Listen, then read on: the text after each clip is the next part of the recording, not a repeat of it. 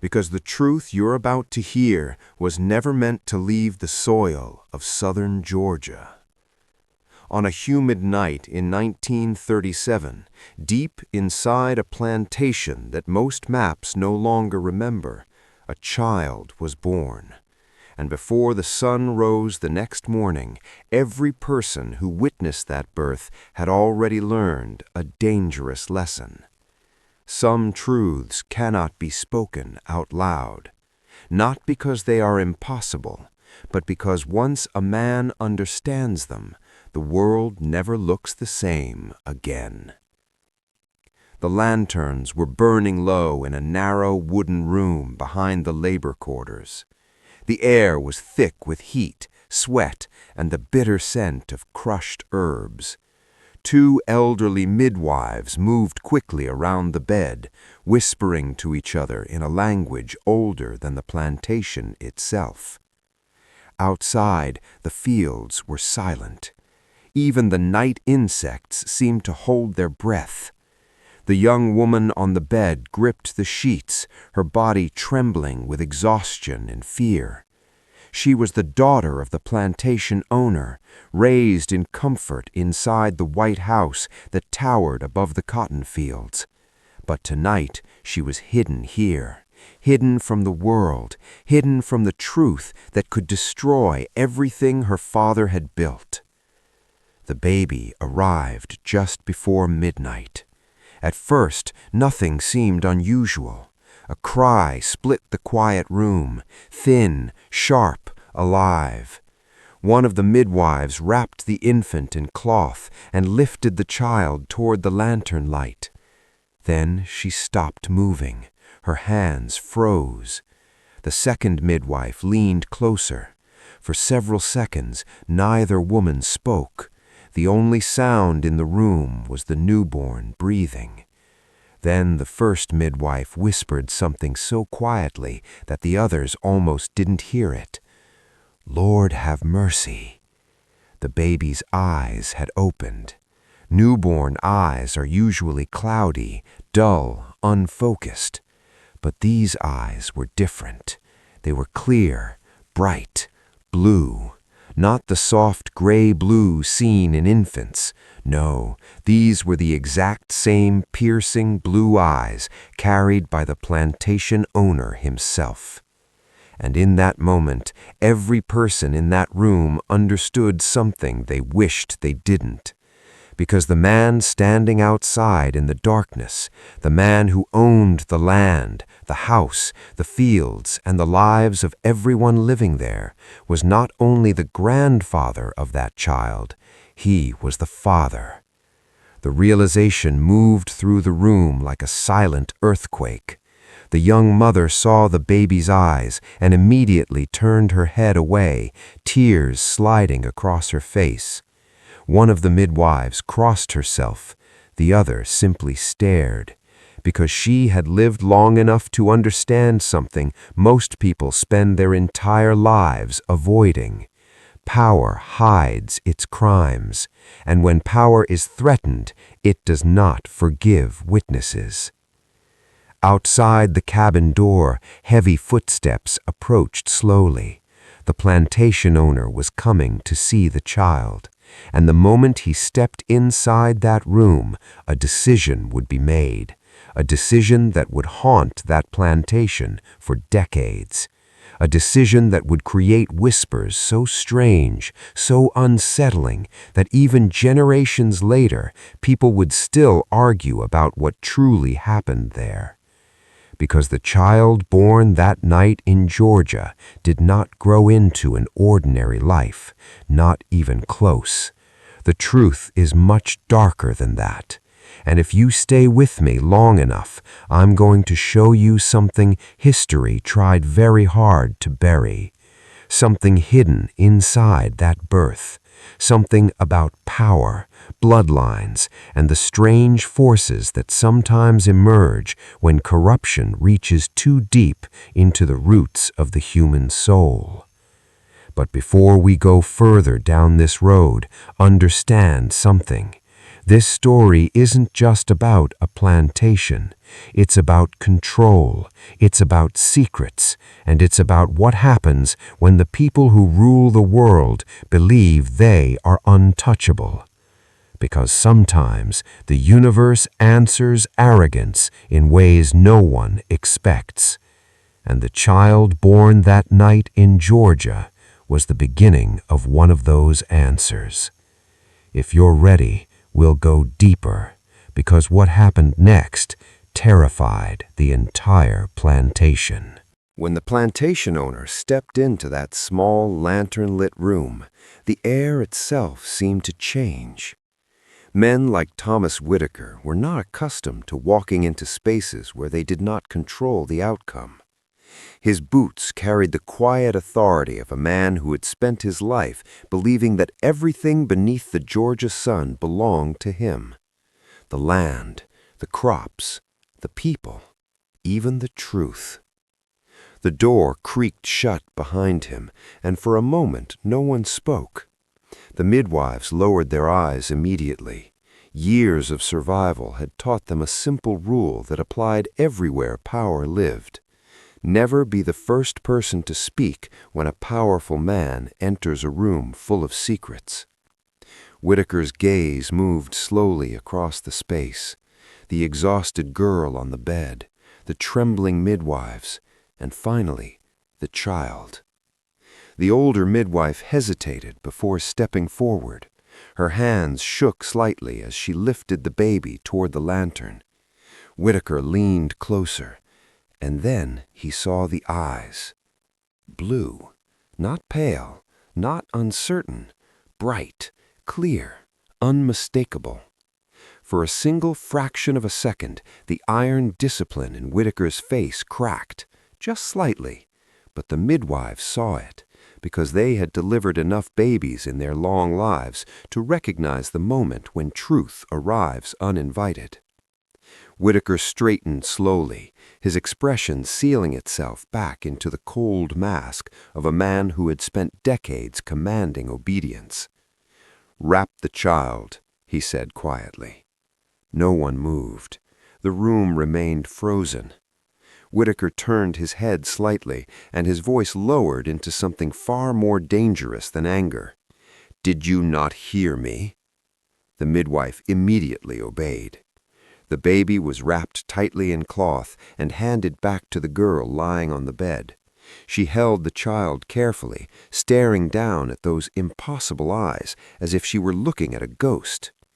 Whitaker watched them both. His mind was already calculating.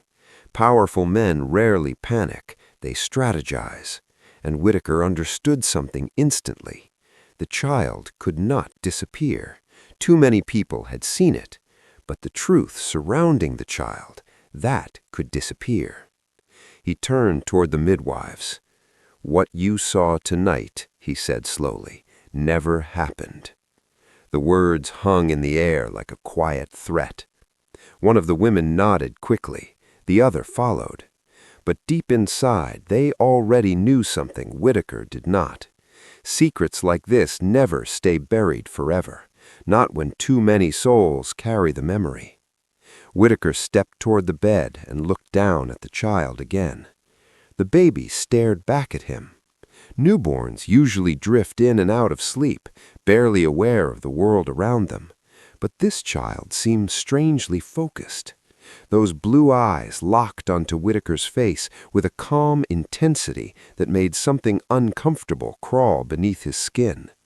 It lasted only a second, but it was enough. Whitaker turned away. "By morning, my daughter will be gone from this plantation." The midwives exchanged a glance. Everyone understood what that meant. She would be sent north, hidden among distant relatives. Before dawn touched the cotton fields, the plantation was already awake. Not with noise, with unease. The kind of quiet tension that spreads through a place before anyone understands why. A thick fog had rolled in from the river during the night, covering the land like a slow-moving curtain. The workers who rose before sunrise noticed it immediately. Georgia mornings often carried mist, but this was different. Heavier, still. The air felt strangely charged, as if the land itself was holding its breath. Inside the small cabin where the birth had taken place, the midwives were finishing their work. The child slept quietly in a wooden basket beside the bed. The young mother stared at the ceiling, exhausted, her eyes hollow from the weight of what had happened. She had not spoken since Whitaker left the room, but the midwives knew silence when they saw it. This was not peace. This was fear learning how to live inside a person. One of the women moved toward the door and slowly opened it. The fog outside had thickened even more. Visibility barely stretched 10 feet beyond the steps of the cabin. "That ain't normal," she muttered under her breath. The other midwife glanced toward the sleeping child. "Nothing about tonight is normal," she replied. Just then, something strange happened. From somewhere out in the fields came the sound of horses, not running, panicking. The women stepped outside onto the small wooden porch. Through the fog, they could hear the restless movement coming from the stable yard. Hooves striking wood, chains rattling, low, nervous whinnies. The plantation horses were agitated, and horses, as old farmers will tell you, sense things long before people do. One of the stable hands ran past the cabin moments later, his face pale with confusion. "What's wrong?" one of the midwives called out. The man shook his head. "I don't know. They started acting up all at once, every horse in the barn." "Storm coming?" The stable hand looked toward the sky. No clouds. He ran on toward the barn. The midwives slowly returned inside the cabin. The baby was still sleeping, but something had changed. The lantern hanging from the wall flickered suddenly, not gently, violently. The flame bent sideways as if pushed by a strong gust of wind, but the room was sealed tight, no windows open, no doors moving. The women stared at the lantern, then at each other. "Did you feel that?" one whispered. The other shook her head slowly, but her eyes drifted toward the basket where the child lay. At that exact moment, the baby's eyes opened, bright blue, wide awake, and the lantern flame steadied instantly. The room fell silent again. Outside, the horses slowly calmed. The fog began thinning across the fields as the first weak light of morning crept across the plantation. But inside that small cabin, something had shifted. Something subtle, something no one there could explain. The older midwife stepped closer to the basket and studied the child carefully. The child was given a name only once. Not in a church, not in front of witnesses, not with celebration.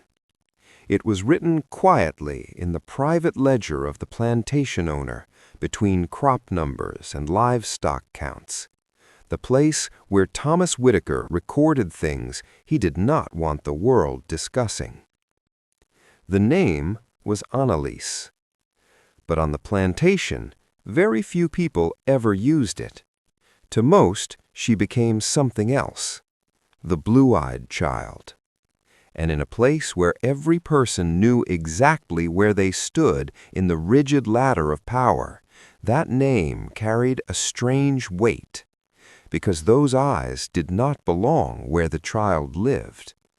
They belonged in the big white house on the hill. Whitaker understood this better than anyone, which is why he made another decision before the week ended. The baby would be raised among the workers, fed by them, watched by them, hidden inside the daily rhythm of plantation life where no outsider would think to look closely. Control the environment, and you control the story. That is how power protects itself. But here is something history rarely tells you. Secrets have a strange gravity. They pull people toward them, even when everyone involved pretends the secret does not exist. The first months of Annalise's life were quiet. The women in the quarters took turns caring for her. One nursed her, another kept her warm, a third rocked her when she cried during the long southern nights. But something about the baby unsettled them. Not in a dramatic way, in small ways, quiet ways, the kind that creep into the back of a person's mind. Annalise rarely cried. Most infants wail constantly, demanding attention the only way they know how. But this child spent long stretches simply watching faces, watching movement, watching the world with those sharp blue eyes that seemed almost too aware. One evening, about 3 months after her birth, a young woman named Ruth was holding the baby while preparing supper inside one of the cabins. The room was dim, lit only by a small oil lamp sitting on the table. The flame burned steady. Then suddenly it flickered, once, twice, hard enough that the shadows jumped across the walls. Ruth looked up at the lamp. "Draught," she muttered. But the windows were closed, the door was shut, and the air inside the cabin had not moved. She looked down at the baby. Annalise was staring at the lamp. The flame flickered again. Ruth shifted uncomfortably and carried the... By the time Annalise turned 5, the plantation had already learned a quiet rule. Watch the child, but do not stare too long. There was something about those blue eyes that made people uncomfortable if they held their gaze for more than a moment. Not because the girl was aggressive or strange in her behavior. In fact, it was the opposite. She was calm, too calm. Children normally move through the world like storms, loud, curious, reckless. They laugh loudly, ask endless questions, break things without thinking. But Annalise rarely did any of that. She observed. She walked slowly through the yard, through the cotton rows, through the spaces between cabins, watching the world the way an older person studies a puzzle. Sometimes she would sit near the edge of the fields and simply stare at the wind moving through the plants. Hours could pass like that. No one could explain why. And the adults on the plantation had already learned something important about the girl. When Annalise spoke, it was usually worth listening to. The first time it truly frightened people happened late one summer evening. The heat of the day had finally begun fading. A few families sat outside their cabins sharing food while the sky turned deep orange behind the distant trees. Annalise sat quietly beside an older woman named Clara, watching a group of boys play with a wooden wheel they rolled through the dirt. The scene looked ordinary, peaceful. Then the girl spoke, softly. "The wagon wheel will break tomorrow." Clara looked down at her. "What wheel?" Annalise pointed toward the dirt road leading out of the plantation. "The big one." Clara frowned slightly. "Child, what wagon?" But Annalise had already gone silent again. The moment passed. Clara shook her head and returned to her conversation. Children talked nonsense all the time. It meant nothing. Until the next afternoon. Just after midday, one of the plantation wagons left for town carrying several sacks of cotton and a driver named Jacob who had been working the route for years. Halfway down the road, just before reaching the bridge over the river, the wagon lurched violently. One of the wheels snapped, the axle collapsed, the entire cart tipped sideways into the ditch. Jacob survived with only bruises, but the wagon was destroyed. When he walked back to the plantation leading the injured mule behind him, people gathered around to hear what had happened. "The wheel split clean," he said, shaking his head. "Never seen wood break like that." Clara felt a cold weight settle into her stomach. That evening she found Annalise sitting beside the well. "You knew about the wagon," Clara said quietly. The girl shrugged. "I heard it." Clara frowned. "What heard?" Annalise looked down into the dark water inside the well. "The sound it was going to make." Clara stared at her for several seconds. What sound? But Annalise didn't answer. Instead, she asked something else. Did the mule get hurt? Clara blinked. No. The girl nodded once, satisfied. Then she stood up and walked away. Clara watched her go, her mind slowly turning over something deeply unsettling. The girl had not. By the time Annalise turned 5, the plantation had already learned a quiet rule. Watch the child, but do not stare too long. There was something about those blue eyes that made people uncomfortable if they held their gaze for more than a moment. Not because the girl was aggressive or strange in her behavior. In fact, it was the opposite. She was calm, too calm. Children normally move through the world like storms, loud, curious, reckless. They laugh loudly, ask endless questions, break things without thinking. But Annalise rarely did any of that. She observed. She walked slowly through the yard, through the cotton rows, through the spaces between cabins, watching the world the way an older person studies a puzzle. Sometimes she would sit near the edge of the fields and simply stare at the wind moving through the plants. Hours could pass like that. No one could explain why. And the adults on the plantation had already learned something important about the girl. When Annalise spoke, it was usually worth listening to. The first time it truly frightened people happened late one summer evening. The heat of the day had finally begun fading. A few families sat outside their cabins sharing food while the sky turned deep orange behind the distant trees. Annalise sat quietly beside an older woman named Clara, watching a group of boys play with a wooden wheel they rolled through the dirt. The scene looked ordinary, peaceful. Then the girl spoke, softly. "The wagon wheel will break tomorrow." Clara looked down at her. "What wheel?" Annalise pointed toward the dirt road leading out of the plantation. "The big one." Clara frowned slightly. "Child, what wagon?"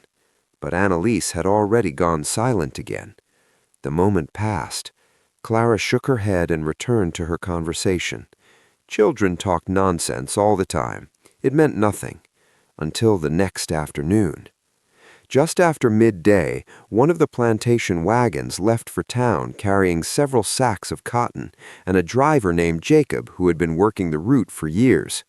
Halfway down the road, just before reaching the bridge over the river, the wagon lurched violently. One of the wheels snapped, the axle collapsed, the entire cart tipped sideways into the ditch. Jacob survived with only bruises, but the wagon was destroyed. When he walked back to the plantation leading the injured mule behind him, people gathered around to hear what had happened. "The wheel split clean," he said, shaking his head. "Never seen wood break like that." Clara felt a cold weight settle into her stomach. That evening she found Annalise sitting beside the well. "You knew about the wagon," Clara said quietly. The girl shrugged. "I heard it." Clara frowned. "What heard?" Annalise looked down into the dark water inside the well. "The sound it was going to make." Clara stared at her for several seconds. "What sound?" But Annalise didn't answer. Instead, she asked something else. "Did the mule get hurt?" Clara blinked. "No." The girl nodded once, satisfied. Then she stood up and walked away. Clara watched her go, her mind slowly turning over something deeply unsettling. The girl had not guessed. She had not predicted. By the time the story about the broken wagon wheel finished spreading across the plantation, something subtle had already begun changing in the way people looked at Annalise. Before that day, she had simply been a strange child. Now, she was becoming something else. Not powerful, not respected, something more dangerous than either of those, unexplainable. And human beings fear nothing more than what they cannot explain. For a few weeks, life continued normally. The cotton harvest demanded long days in the fields, and work has a way of drowning out curiosity. But the plantation never completely forgot the girl's words. People began noticing when she spoke, listening more carefully, watching. And Annalise, strangely enough, seemed completely unaware of the attention. She still spent hours wandering the edges of the fields or sitting beside the well. Sometimes she helped the older women with small chores, carrying water buckets or gathering kindling from the tree line. Other times she simply sat still, staring at things no one else found interesting.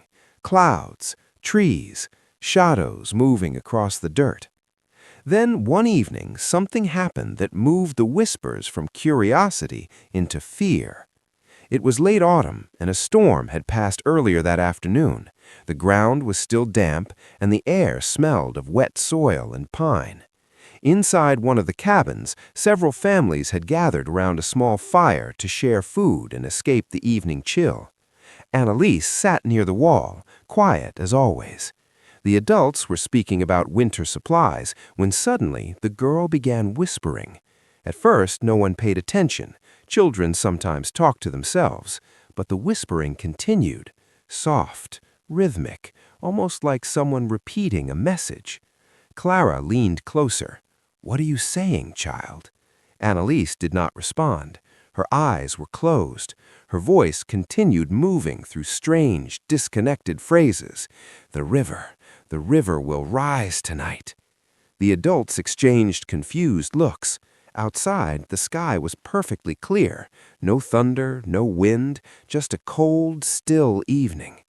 Clara shook the girl gently. "Annalise." The whispering stopped.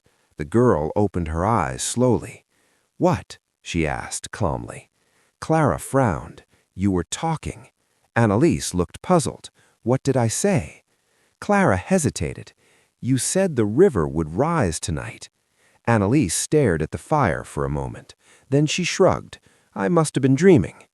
The conversation ended there. But 2 days later, something strange happened. Heavy rain began falling just after midnight.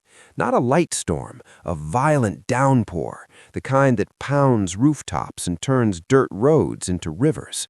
By morning, the actual river running past the plantation had swollen far beyond its banks. The small wooden bridge used by wagons collapsed under the rushing current. When the news reached the cabins, Clara felt a chill creep down her spine.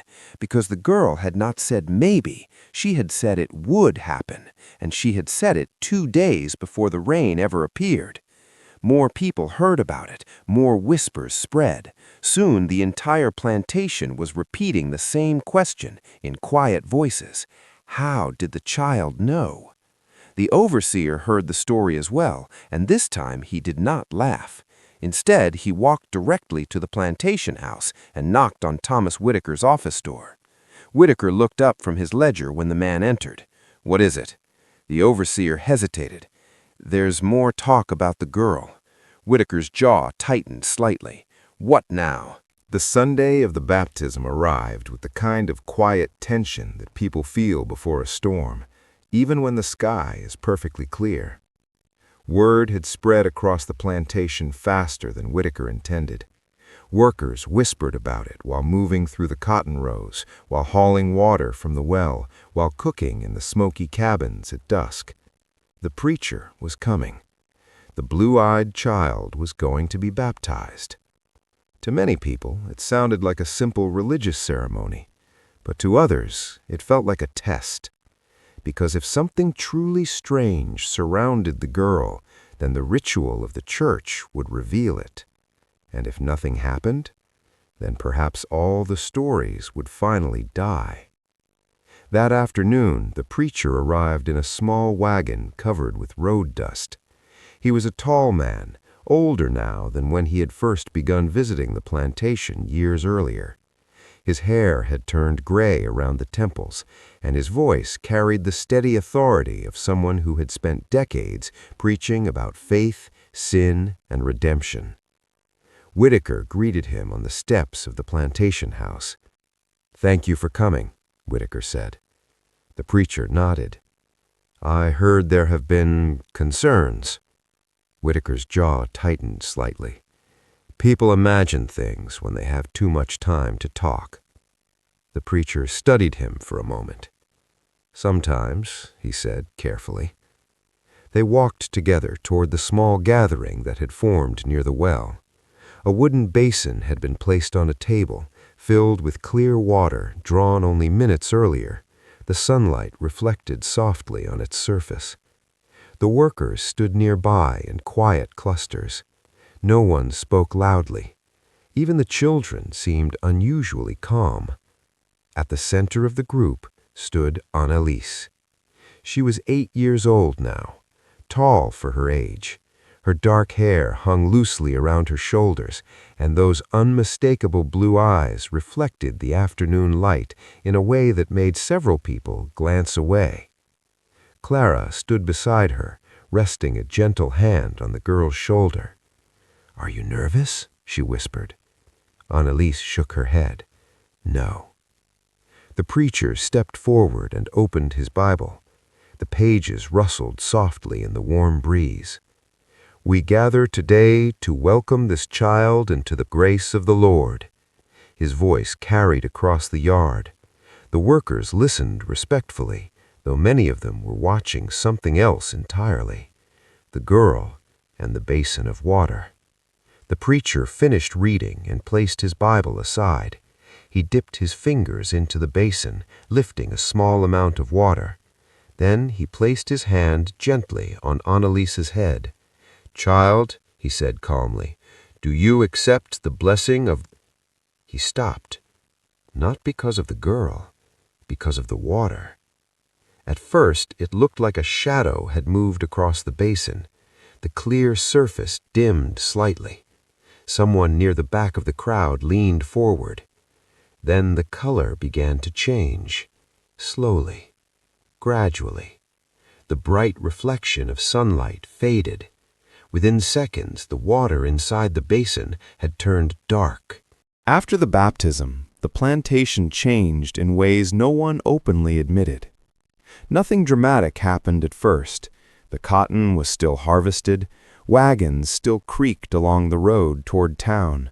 The same smoke curled from the cooking fires each evening.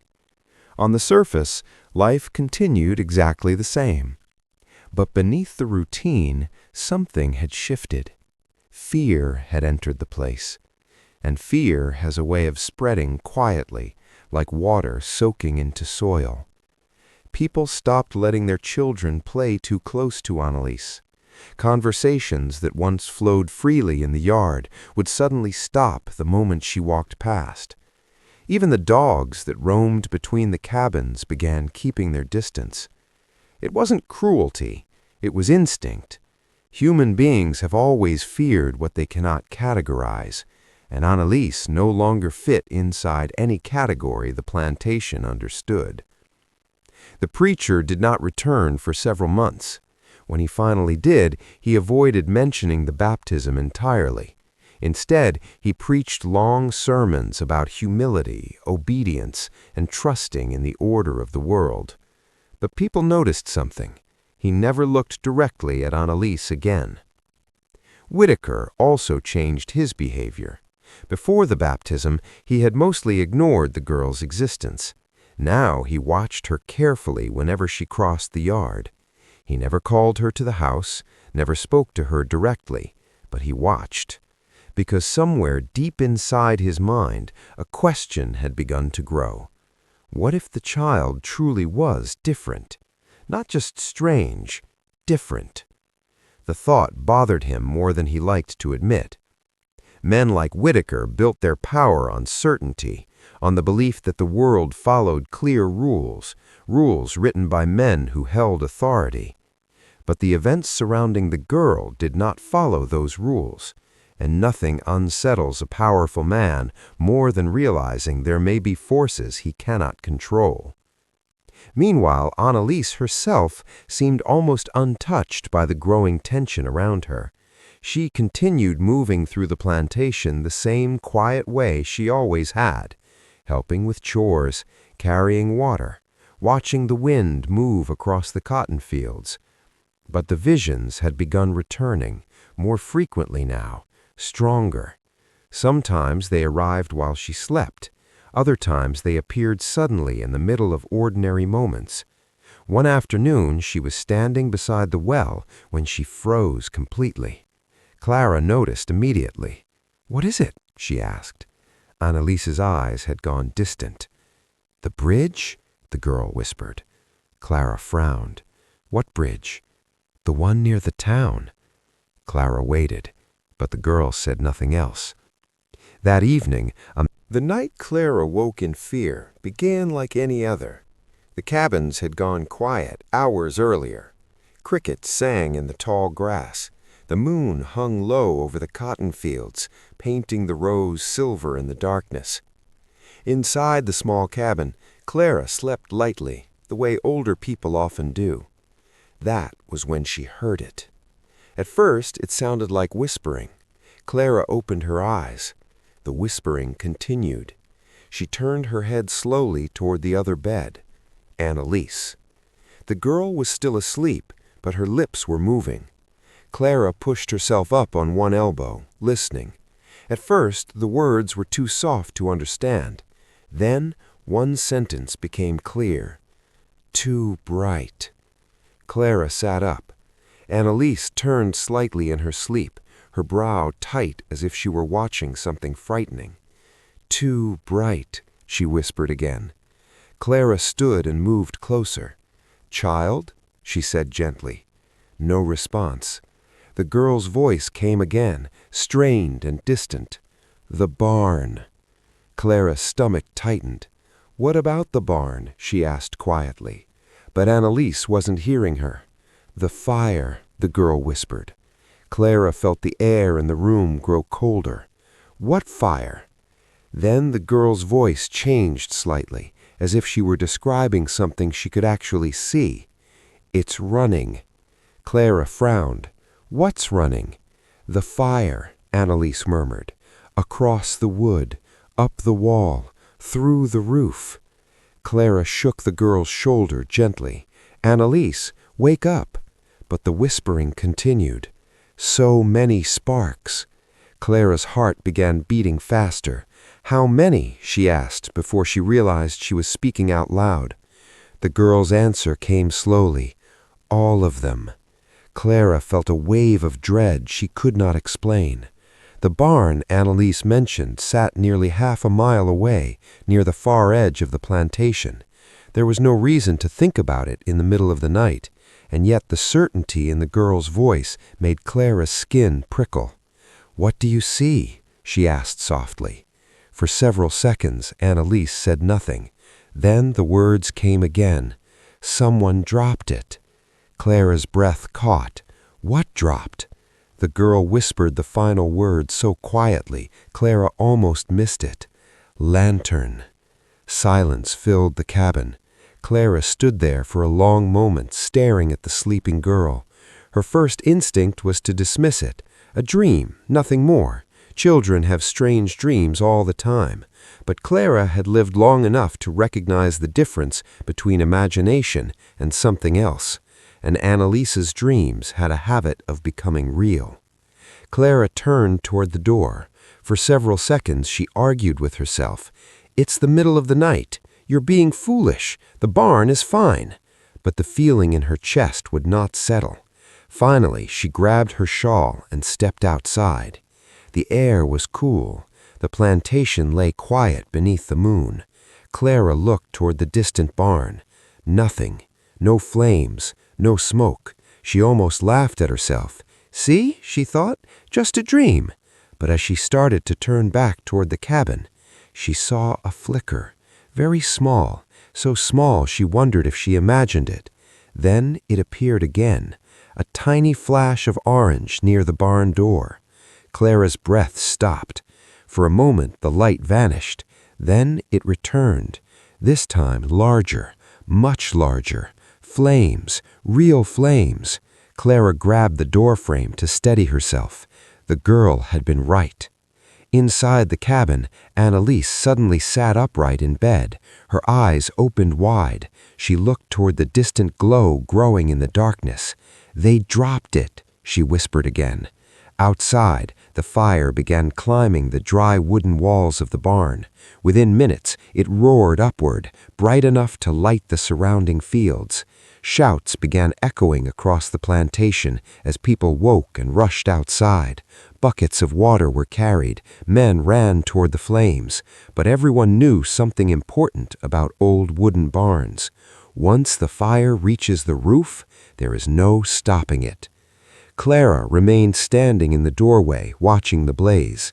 Her mind was no longer focused on the fire itself, it was focused on the child behind her, or rather, the child who knew about the fire before the first spark ever touched the wood. By the time the sun rose the next morning, the barn was nothing but blackened beams and smoke. Whitaker stood beside the ruins with several workers trying to determine what had happened. One of the stable hands finally admitted the truth. He had been checking the horses late at night. He had hung a lantern on a loose hook. The hook slipped. The lantern fell. By the time he noticed the flames spreading through the hay, it was already too late. Whitaker cursed under his breath. Barns were expensive. Losing one meant weeks of work and money. But the stable hand's story wasn't the part that unsettled Clara. She was listening to the timeline. The lantern had fallen nearly an hour after Annalise spoke in her sleep. An hour! Clara looked across the yard. The girl stood near the well, staring quietly at the smoke drifting into the sky. Not proud, not surprised, just watching, as if she had already seen the fire before anyone else. And perhaps she had. Clara felt a heavy realization settle into her mind. This wasn't guessing.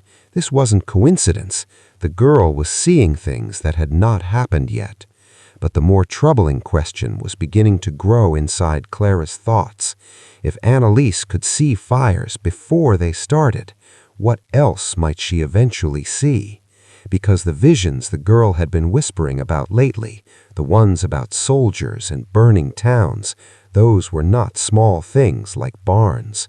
Those were the kind of events that changed entire nations.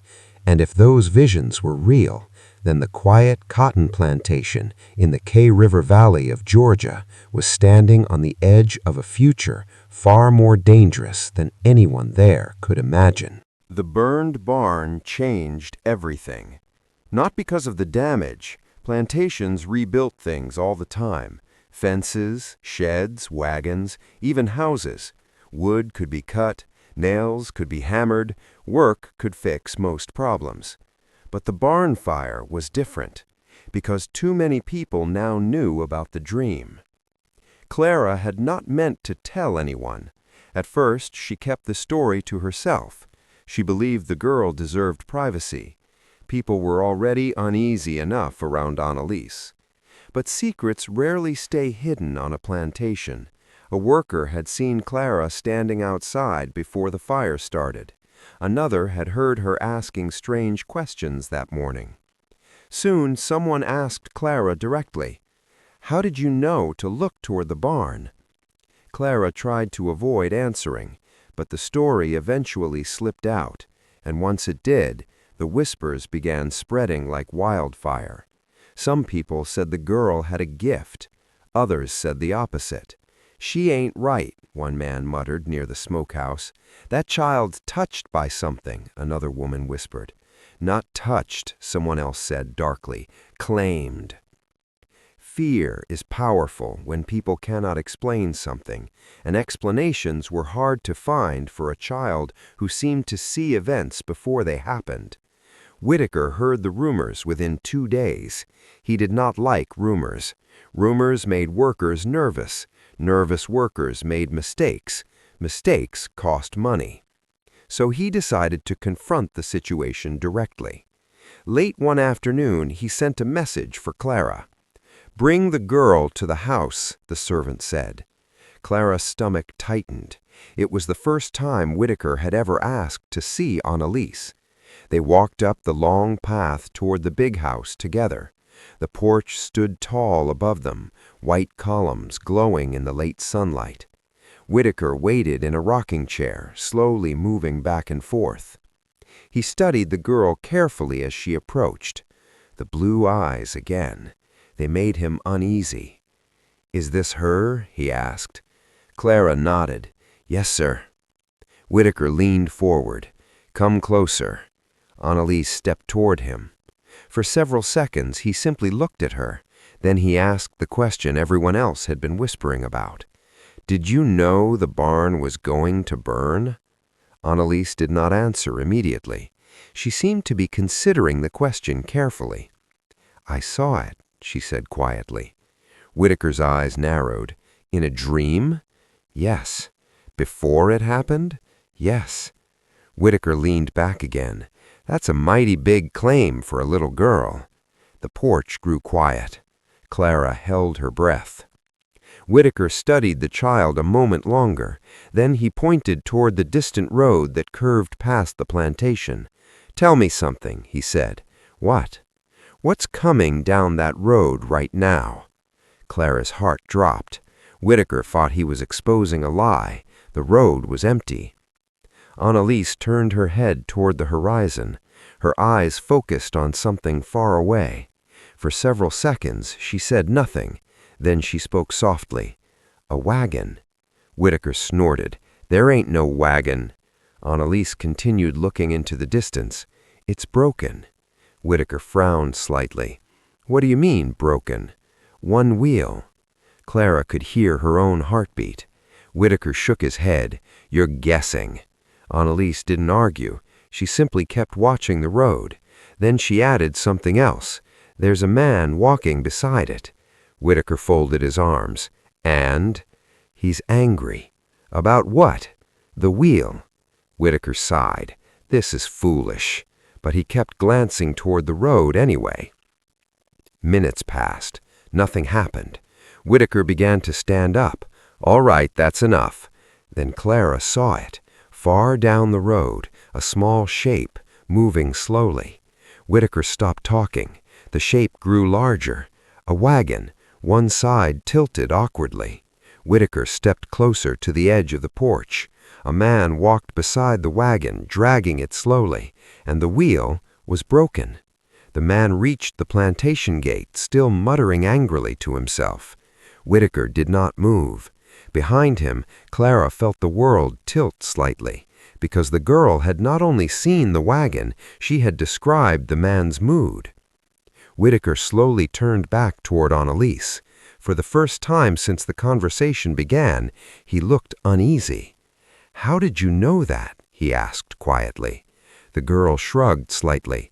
"I saw it." Whitaker's voice dropped lower. "When?" Annalise looked back toward the road. "A little while ago." Expected, Clara would laugh it off or accuse the girl of trickery, but he did neither. Instead, he stared at her for a long time, calculating, thinking. Men like Whitaker did not believe in magic, but they did believe in opportunity. And suddenly, a very interesting thought had begun to form in his mind. If the girl could truly see things before they happened, then she might become extremely valuable, not as a curiosity, not as a child, but as a tool that could warn him about danger or even help him stay ahead of other powerful men. Whitaker leaned back in his chair again. "You can go," he said. Clara quickly took Annalise's hand and led her down the porch steps. Neither of them spoke until they were halfway back to the cabins. Clara finally whispered, "Why did you tell him?" Annalise looked confused. "He asked." "Yes, but some people shouldn't know things like that." Annalise tilted her head slightly. "Why?" Clara glanced back toward the big house, because she understood something the girl did not yet realize. People fear power they cannot control. But once they believe they can control it, they stop fearing it, and they start using it. What Clara did not know yet was that Whitaker's curiosity about the girl would soon pull her into something far bigger than the plantation itself, because only a few weeks later, news from the outside world would arrive. News about armies forming, states preparing for war, and powerful men beginning to search for any advantage they could find. Even that advantage came from a quiet child with impossible blue eyes who seemed able to see the future before it arrived. The news arrived on a gray morning. A rider came fast down the road, his horse coated in sweat and dust. People in the yard stopped working as the man dismounted near the big house. Messages delivered that urgently were rarely good. Within minutes, Whitaker was on the porch reading a folded letter. His face hardened as his eyes moved across the page. Then he called for several of the other landowners who lived nearby. Word spread quickly. Something serious had happened. By afternoon, whispers drifted across the plantation like smoke. South Carolina done left the Union. Left? Seceded. Most of the workers didn't fully understand what that meant, but they understood one thing clearly. War was coming. The white man in the big house talked loudly that evening. Arguments echoed through the open windows, words about honor, rights, armies, and northern aggression. But out near the cabins, the conversations were quieter. Fear lived there, because wars fought by powerful men rarely spared the powerless people living beneath them. Clara sat outside her cabin that night, watching the sky darken. Annalise sat nearby, slowly turning a small piece of smooth river stone in her fingers. "You've been seeing things again, haven't you?" Clara asked gently. The girl nodded. "More soldiers." Clara closed her eyes briefly. "How many?" "Too many." "Are they coming here?" Annalise looked toward the distant road again. "Some of them." Clara felt her stomach tighten. "Soon?" The girl hesitated. "Yes." The wind moved softly through the cotton fields. Clara had lived long enough to recognize the signs of approaching trouble. Men gathering, letters arriving, horses riding through the night. The country was shifting toward something violent, and the girl with the blue eyes had already watched the first sparks appear. The barn fire had only been a small example of what she could see.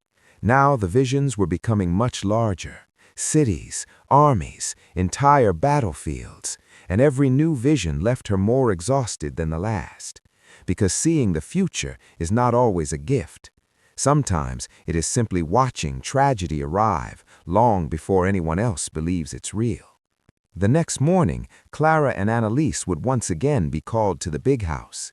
But this time, Whitaker would not ask about broken wagon wheels. This time, he would ask something much more dangerous. He would ask the girl if she could see the war. And when Annalise answered honestly, the plantation owner would make a decision that would change the course of her life forever. Because powerful men at the edge of war are always searching for any advantage they can find, even if that advantage comes from a quiet child who seems able to see tomorrow before it happens. The next morning arrived heavy with fog. Mist hung low over the cotton fields, turning the plantation into a quiet gray landscape where shapes moved slowly through the haze. Clara already knew the message would come. Sure enough, just after sunrise, a house servant appeared at her cabin door. "Mr. Whitaker wants to see you again." Clara sighed softly. "Both of us?" The servant nodded. Clara looked toward Annalise, who was sitting quietly on the steps watching the fog drift across the yard. The girl stood without being told. They walked the long path to the big house again. This time, Whitaker was not sitting on the porch. He was waiting inside. The servant opened the door and motioned them in. Clara had only been inside the main house a few times before. The rooms were large and bright, with polished floors and tall windows that looked out over the fields. Whitaker stood near a table covered with maps and folded papers. Several other men were in the room as well. Neighbors, landowners, men who had ridden over after hearing the rumors about the strange girl. Their eyes immediately turned toward Annalise, some curious, some skeptical. One of them spoke first. "This the child you told us about?" Whitaker nodded. "Yes." The man studied her carefully. "She don't look like much." Whitaker ignored the comment. Instead, he pulled out a chair and sat down slowly. "Come here," he told Annalise. The girl stepped forward. Whitaker tapped one of the maps spread across the table. It showed large parts of the southern United States, lines, rivers, cities, military forts. You know what this is? He asked. Annalise shook her head. A map, Whitaker said. He leaned forward slightly. There's going to be fighting soon. The girl didn't react. Whitaker continued. Men are forming armies. States are leaving the Union. Things are moving fast. One of the other landowners crossed his arms. So let's ask the question plainly, he said. Whitaker nodded. He looked directly into the girl's blue eyes. Can you see the war?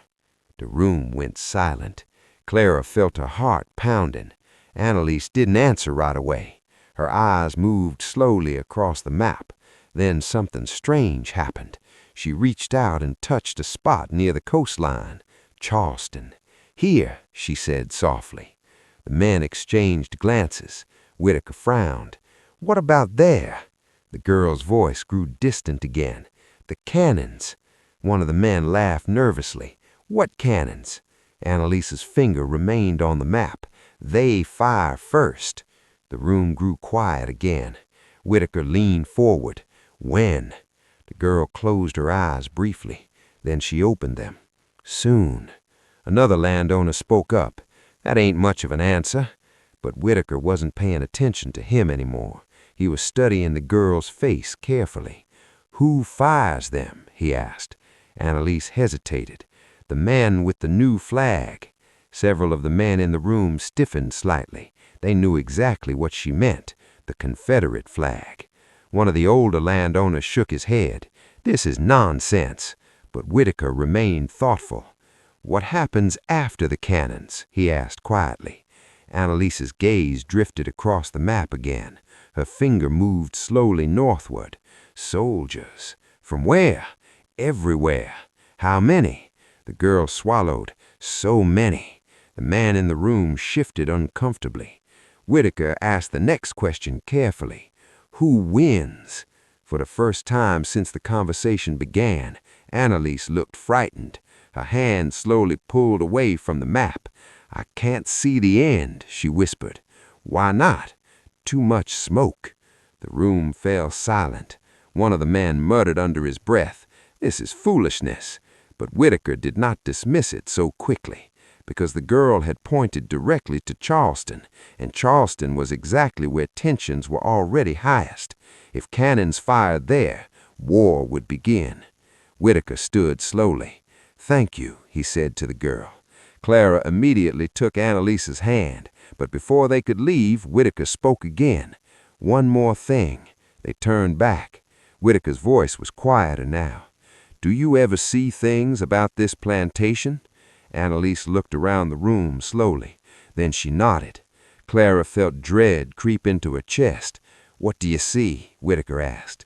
The girl looked toward the large windows facing the fields. The soldiers. Whitaker frowned. What soldiers? They come here. Several of the men scoffed, but Whitaker asked the obvious question. When? Annalise hesitated. Later. How many? A lot. And what do they do here? The girl's answer came softly. They take things. Whitaker's jaw tightened. What things? Food, horses, everything. The man in the room shifted again. War meant armies. Armies needed supplies, and plantations were full of supplies. Finally, Whitaker waved his hand. That's enough. Clara didn't wait for further permission. She led Annalise out of the house quickly. Neither of them spoke while walking back toward the cabins, but inside the big house, the men remained around the map. One of them laughed. You can't actually believe a child can see the future? Whitaker didn't answer right away. He stared at the spot on the map where the girl had pointed, Charleston. Finally, he said quietly, I don't know what I believe. Another man shook his head. You're letting superstition get into your head. Whitaker folded the map slowly. Maybe, but something about the girl's certainty continued bothering him. Because if she was right, if cannons really fired at Charleston first, then everything she had said about the war might be worth listening to. And if that were true, then the quiet child on his plantation might become something extremely valuable in the months ahead. Outside, Annalise suddenly stopped walking. Clara looked down at her. What is it now? The girl stared toward the northern sky. Her voice was barely a whisper. They're looting the cannons. Clara felt the same cold fear return, because she had begun to realize something terrible. The girl wasn't just seeing random events. She was watching history unfold, and history was about to explode into war. Winter slowly gave way to early spring. The cotton fields rested, waiting for the next planting season. Life on the plantation moved in its usual rhythm, but underneath that routine, something heavier hung in the air.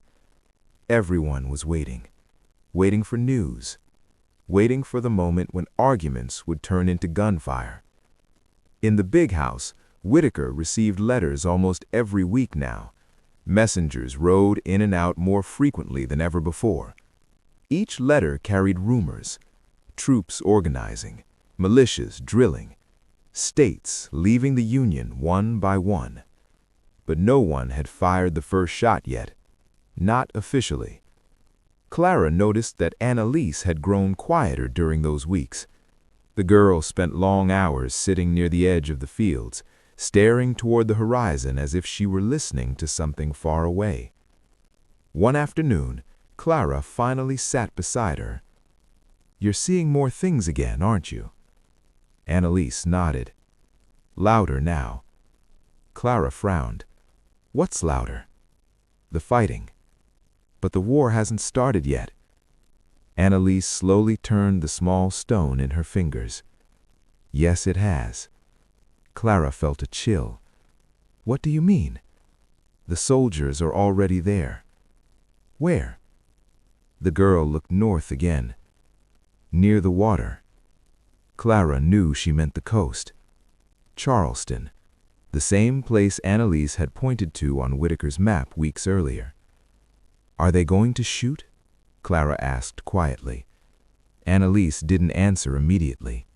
Instead, she closed her eyes for a moment. Then she whispered the words that would later echo across the entire country. "Yes." 2 weeks later, the news arrived. A rider came down the road again, pushing his horse hard. He shouted before he even reached the gate. "They fired!" People gathered around him quickly. "Who fired?" "The Confederates." "Where?" "At the fort in Charleston Harbor." Inside the big house, Whitaker grabbed the letter the man carried. His eyes moved rapidly across the page. Cannons had opened fire on a Union fort.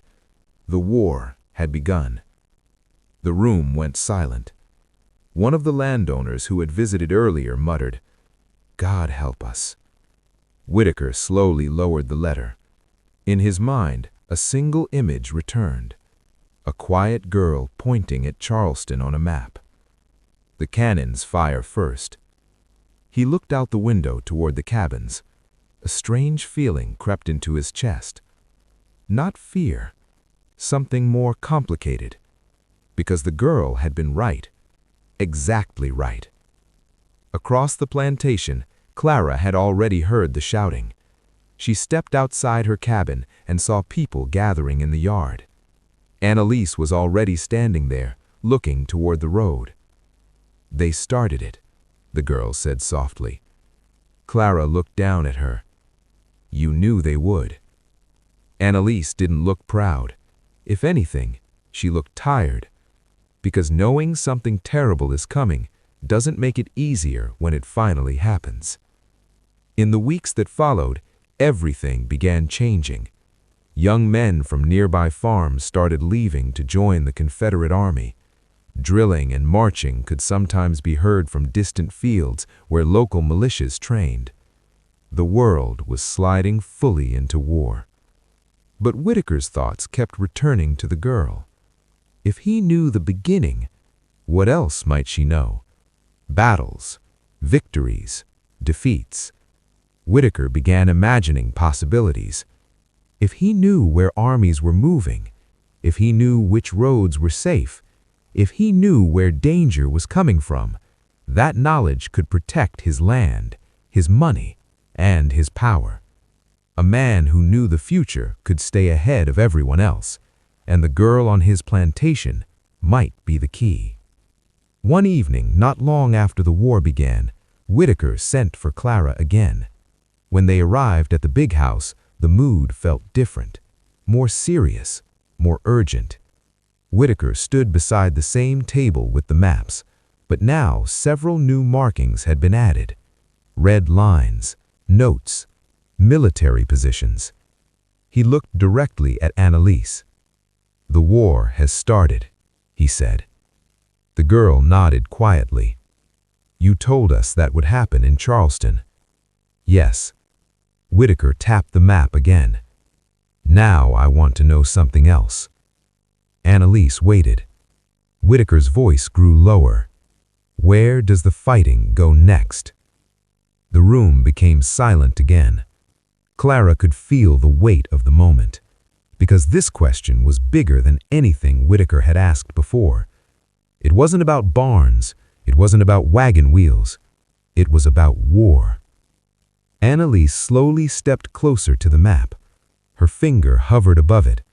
Then she touched a spot much further north than Charleston, a place none of the men expected. Whitaker frowned. "Virginia?" Annalise nodded slowly.